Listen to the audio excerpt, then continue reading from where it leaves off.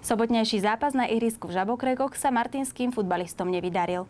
Na favoritov recept nenašli. Tento zápas si Martinčania rozhodne predstavovali inak. Po minulotýždňovom zápase v Šamoríne, keď príjemne prekvapili, keď ako prvý celok dokázali lídrov tabuľky bezgólovou remízou pripraviť o 3 body, potešiť chceli aj v zápase proti ťažkej Skalici. Minuloročný Fortuna ligista a ašpirant na postup do najvyššej súťaže však domácim žiadnu radosť nedoprial. Naopak súper zo Záhoria ukázal silu profesionálnych hráčov a v priebehu len 14 minút skóroval hneď 3-krát.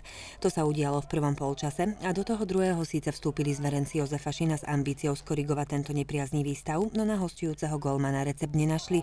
Na prvopolčasovom výsledku sa už nič nemenilo a teda Martinčania podľahli Skalici trpko 0-3. Tým, že sme remizovali s Šamorínom, chceli sme to potvrdiť. Cieľom bolo neprehrať. Ťažko sa mi to hodnotí, musím si pozrieť video, ale ako vedeli sme, že nemôžeme ísť so superom do otvorenej partie. Super, keď to nešlo kombinačnou hrou, 2-krát vystrelil alebo 3-krát vystrelil a z toho boli 2 góly. Ja nemôžem viniť konkrétne, že to boli brankárové góly, ale strely z 25 metrov nemôžu skončiť v našej sieti. Samozrejme v druhom polčase super zvolnil, my sme troška ožili, ale super bol jednoznačne lepší a vyhral úplne zaslúžene. Tak my sme spokojní, lebo Martin uhral minulé kolo veľmi dobrý výsledok v Šamoríne a uhral to vzadu na 0 a tak ja som veľmi rád, že sa nám podarilo dnes vyhrať po dobrom výkone, keď sme mali počas celého zápasu hernú prevahu, vytvárali sme si šance, dnes sme mali možno také 2-3 zápasy šance a celkovo som spokojný s herným prejavom a s prístupom chlapcov. Martinčania do tohto zápasu vstúpili aj s novou posilou. Vsadili na Lukáša Ondreka, ktorý prišiel na hosťovanie z Ružomberka. Išli sme troška do rizika s tým, že od mája nehral majstrovské stretnutie. Nesklamal, ale určite ani neoslnil. Čiže bude treba byť trpezlivý, poctivo trénovať, pracovať, ale aj on sám si určite predstavoval svoj debut v našom týme troška lepšie.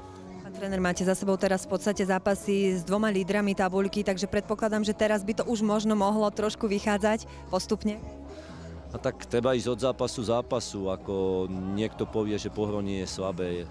Pohronie nie je slabé, mali svoje problémy, prišiel nový tréner, ako nás čaká veľmi ťažký zápas Pohroní. Samozrejme, musíme aj my sa už pokúsiť bodovať naplno, takže treba sa dobre pripraviť a urobiť niečo v Pohroní. Aká atmosféra teda vládne medzi chalanmi? Tak určite sklamanie. Čakali sme viac. Mne sa zdalo, že dneska sme boli málo agresívni v osobných súbojoch. Nedostupovali sme a potom z toho pramenili aj tie strely. Pretože keď hráte obranu hĺbšie, to znamená super sa tam ťažko dostane kombinačne, no tak sa pokúsa o streľbu zo strednej vzdialenosti.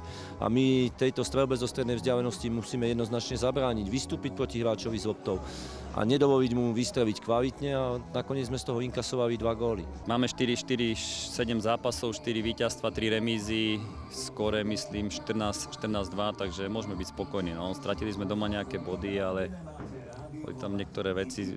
Hra bola dobrá so Slovanom, len sme sa nepresadili v koncovke a tam zahrali sme slabší zápas v Seredi, no to, ale uhrali sme to, takže myslím, že sme spokojní.